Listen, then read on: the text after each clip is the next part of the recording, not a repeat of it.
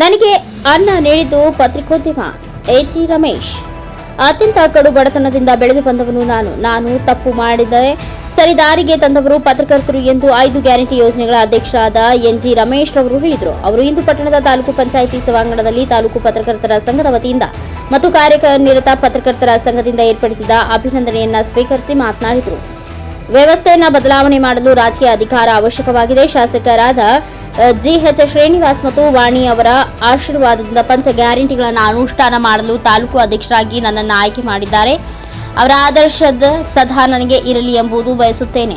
ಪತ್ರಿಕೋದ್ಯಮದಿಂದ ಬೆಳೆದಿದ್ದೇನೆ. ಪತ್ರಕರ್ತನಾಗಿ ಪತ್ರಿಕಾ ವಿತರಣೆಯಿಂದ ಸಂತೋಷ ಕಂಡಿದ್ದೇನೆ. ಎಲ್ಲ ಸಹಕಾರದಿಂದ ಸಮಾಜ ಗುರುತಿಸುವಂತೆ ಜಾತ್ಯತೀತ ನಾಯಕನಾಗಿ ಬೆಳೆಯಲು ಸಾಧ್ಯವಾಗಿದೆ. ಎಲ್ಲ ಪತ್ರಕರ್ತರು ನನಗೆ ಸಹಕಾರ ಮಾಡಿರುವುದು ಮರೆಯಲು ಸಾಧ್ಯವಾಗುತ್ತಿಲ್ಲ. ನನಗೆ ಅನ್ನ ನೀಡಿದ್ದು ಪತ್ರಿಕೋದ್ಯಮ ಎಂದು ಹೇಳಿದರು.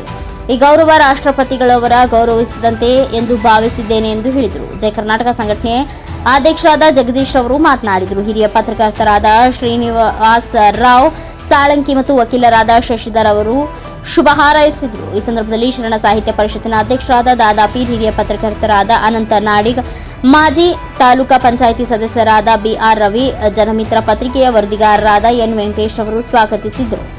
Pradeep HENKS TV4 news Tarikere.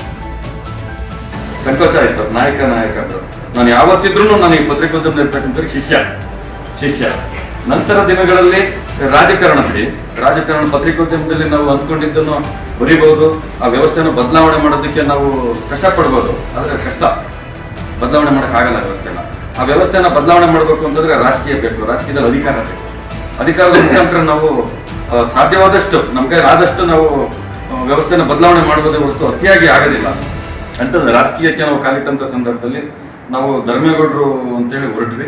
ಅಲ್ಲೊಂದು ಸ್ವಲ್ಪ ಇರುಸುಮುರುಸು ಆಯ್ತು ಅಂತಂದಾಗ ನಾವು ರವೀಣರ ನಾಯಕತ್ವದಲ್ಲಿ ನಾವು ಬೀರೂರು ದೇವರಾಜ್ ಅವರ ಪರವಾಗಿ ನಿಂತ್ಕೊಂಡು ಚುನಾವಣೆ ನಾವು ಇರುತ್ತಲ್ಲ, ಸಣ್ಣ ಪುಟ್ಟ ಆಗುವಾಗ ಇರುತ್ತವೆ ಆ ಸಂದರ್ಭದಲ್ಲಿ ರಾಜಕಾರಣಕ್ಕೆ ಅಂತಂದ್ವಿ. ಅವಾಗ 2008ರಲ್ಲಿ ಅಣ್ಣರು ರವೀಣರು ನಾವೆಲ್ಲ ಒಟ್ಟೊಟ್ಟಿಗೆ ಇದ್ವಿ. ಮತ್ತೆ ಏನೋ ಒಂದು ಸ್ವಲ್ಪ ಇದಾಯ್ತು ಅಂತೇಳಿ 2013ರಲ್ಲಿ ಇವತ್ತಿಗೆ ಏನು ಈ ಸ್ಥಾನಮಾನ ಎಲ್ಲ ಸಿಕ್ಕಿದೆ ಆ ಪುಣ್ಯಾತ್ಮ ಭಗವಂತ GH ಶ್ರೀನಿವಾಸ್ ಅವರು ದಂಪತಿಗಳು. ಶ್ರೀನಿವಾಸ್ ಅವ್ರ ಹೆಸರು ಹೇಳಿದ್ರೆ ಜಾಸ್ತಿ, ವಾಣಿ ಅಕ್ಕನ ಹೆಸರು ಹೇಳಿದ್ರೆ ಕಡಿಮೆ ಇಲ್ಲ. ಅವರಿಬ್ಬರ ಒಂದು ಸಮತೋಲನದಿಂದ ಇವತ್ತು ಈ ಅಧ್ಯಕ್ಷ ಪಟ್ಟ ಸಿಕ್ಕಿದೆ. ಗ್ಯಾರಂಟಿ ಯೋಜನೆಗಳ ಪಂಚಾಯತಿಗಳ ಒಂದು ಅಧ್ಯಕ್ಷ ಪಟ್ಟ ಸಿಕ್ಕಿದೆ. ಯಾವುದೇ ಲಾಭಿ ಇಲ್ಲ, ನನಗೂ ಕೂಡ ಗೊತ್ತಿಲ್ಲ. ಈ ವಿಚಾರದಲ್ಲಿ ಯಾವತ್ತೂ ರಮೇಶನಿಗೆ ಕೊಡಬೇಕು ಅಂತೇಳಿ ಯಾರು ಲಾಭಿ ಮಾಡಿಲ್ಲ. ಅವರ ಮನಸ್ಸು ಪೂರ್ತಿಯಾಗಿ ಕೊಟ್ಟಿದ್ದಾರೆ. ಈ ಒಂದು ಗ್ಯಾರಂಟಿ ಯೋಜನೆನ ನಾನು ಬಡತನದಲ್ಲಿ ಬೆಳೆದಿರೋದ್ರಿಂದ ಬಡವರು ಸಂಕಷ್ಟಗಳು ಎಷ್ಟಿದೆ ಅನ್ನೋದನ್ನ ತಿಳ್ಕೊಂಡು ಸೂಕ್ತ ಫಲಾನುಭವಿಗಳಿಗೆ, ಯಾರಿಗೆ ಈ ಗ್ಯಾರಂಟಿ ಯೋಜನೆಗಳು ತಲುಪ್ತಾ ಇಲ್ಲ ಅವರಿಗೆ ಅಧಿಕಾರಿಗಳ ಮುಖಾಂತರ ನಮಗೆ ಕೊಟ್ಟಿರ್ತಕ್ಕಂಥ ಒಂದು ಜವಾಬ್ದಾರಿ ಮುಖಾಂತರ ಆ ಫಲಾನುಭವಿಗಳಿಗೆ ತಲುಪೋದಕ್ಕೆ ನಾನು ನನ್ನ ಅಂತರಾಳದಿಂದ ನಾನು ಪ್ರಯತ್ನಿಸಿದ್ದೇನೆ ಅಂತೇಳಿ ಈ ಸಂದರ್ಭ